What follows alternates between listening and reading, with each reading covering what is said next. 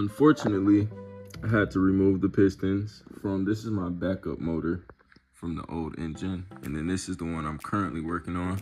But basically, the piston cracked while I was tightening down the rod cap. As y'all see, boom, it just cracked like it was nothing. So what I will be doing is putting this piston onto this motor. All right, so I'm about to install this new piston. Well, it's not like brand new, but it's a good piston from the old engine that I'm about to install. So before I put this piston in, it was already assembled like this. Like I said, I just took it off the old engine, but you want to make sure that none of the ring grooves line up with each other. So for example, let me show y'all. Okay, for example, you wouldn't want anything like this. So as y'all see, the rings are lined up, and that's just no good. So make sure that they aren't facing each other. Another thing you want to make sure is that the tangs, these two notches, are facing upwards when you're putting it in the cylinder. So it's gonna go in like this with the tang facing upward. And then I'm about to use this compressor to put it in, so let's get to it.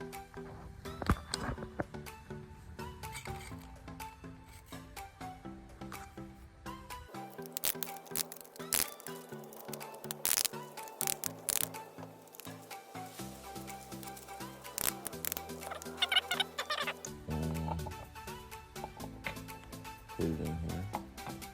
Now, we're just gonna get like a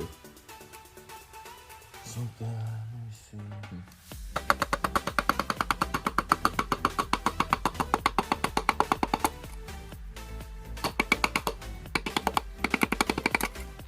Here we go.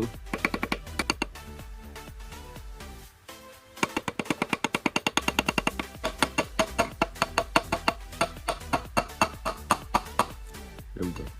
So I'm gonna use a tad bit of oil on my finger to oil up this cylinder.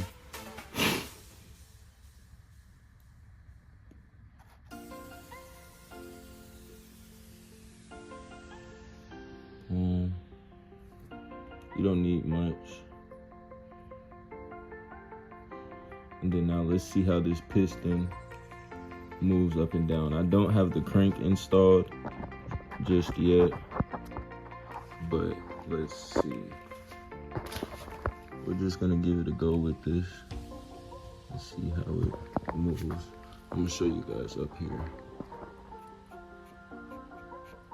And it's moving perfect. As y'all see, dropping the oil pan on this 2.2 Ecotec L61 engine. I got my green pan ready. Well, but once you got the seal pretty loose, you're just gonna go around and try to pry all of these. So as y'all see, this is the old oil pan. This is already a bad sign. It's metal chunks and flakes and shit. And oil is not gray. So should be no reason this oil down here looks grayish.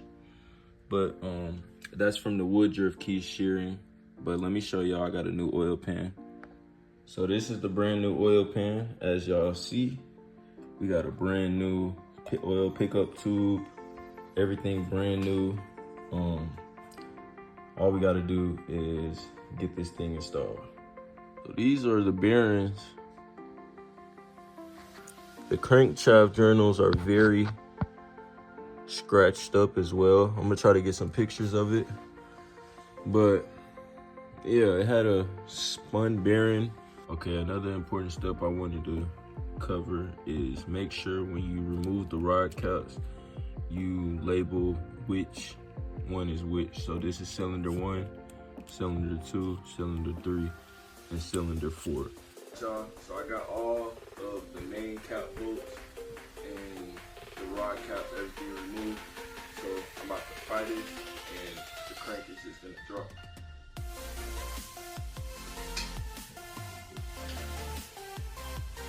Here we go. I'm being careful, you know, this is the one I use, it's the good one. Right.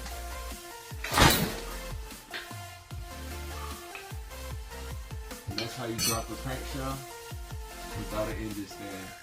Y'all know who to call, Kino DIY. Now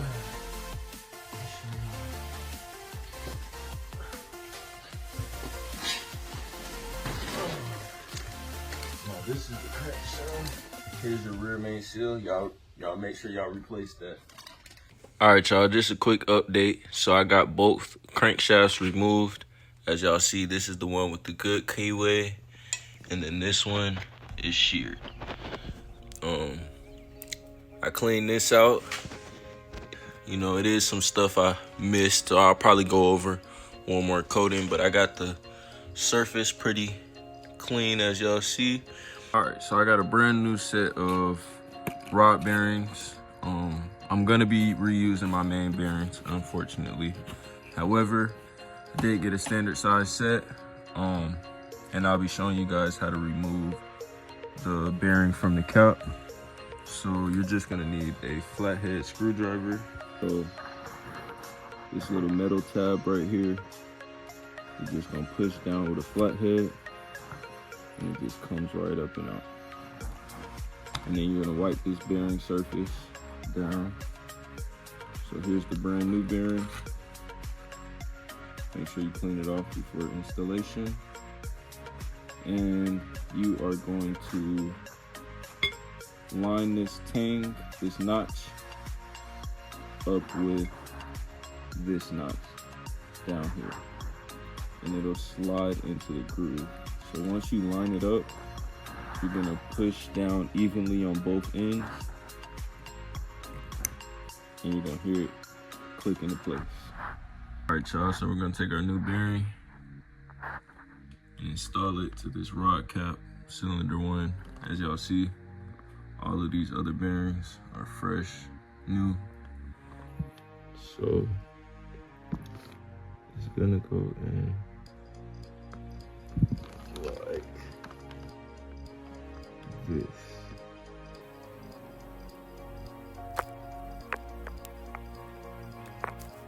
All right, you guys, so now you're just gonna lube these bearings up, you know, prevents dry starts. So let's just lube these up. Don't have to be too much. But you do wanna get enough.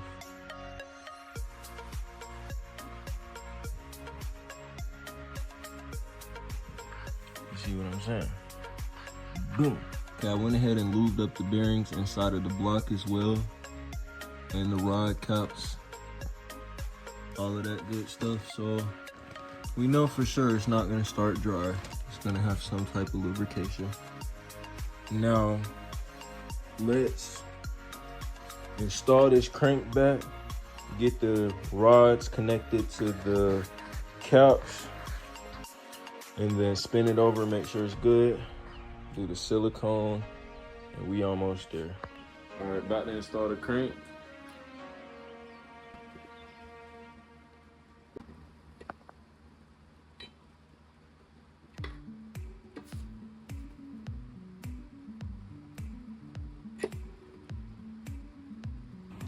All right, so I got the rod and the caps and everything assembled and torqued down as well.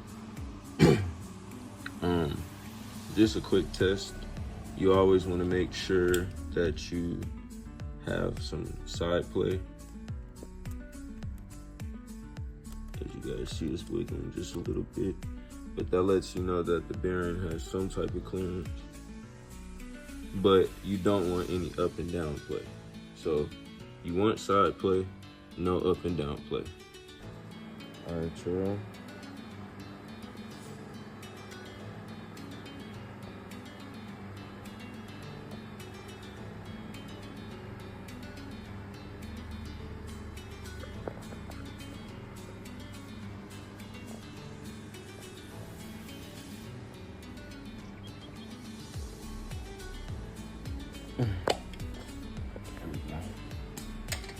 y'all.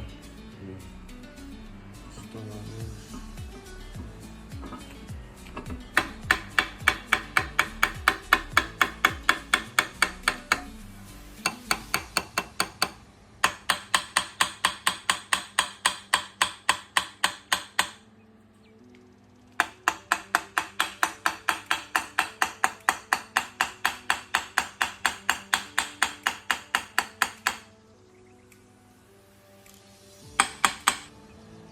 Now I'm about to snug these perimeter bolts in and we'll be good to go, as y'all see.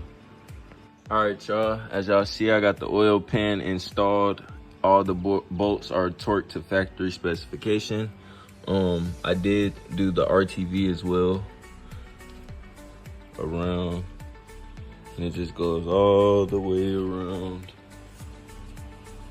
But yeah, so I'm about to flip this motor over, put some oil in the cylinders, and then I'm about to get ready to put the head back on. All right, I just wanted to show you guys.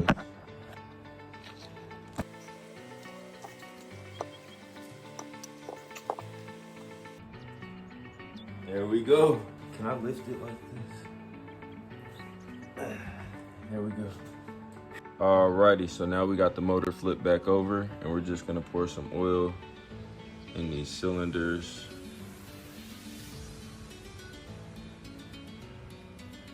And we're gonna do it to each one, and I'm gonna get back with y'all once I get it done.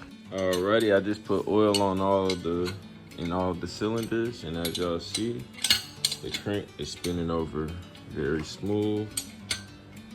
The piston's moving very smooth as well. And that's all we needed to know. Now it's time to put the head on and then do the timing chain.